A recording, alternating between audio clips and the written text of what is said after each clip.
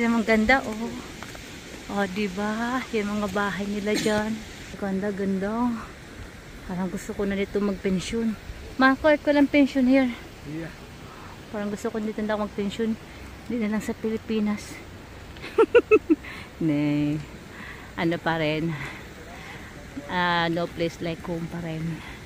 Tapos, ito oh. Pwede ka maligo dyan kasi ito meron dito na parang hindi siya deep. Mga bahay oh. Sa malapitan. Diba? Ang ganda ng mga bahay sa malapitan. Pwede ka mag-rent dyan.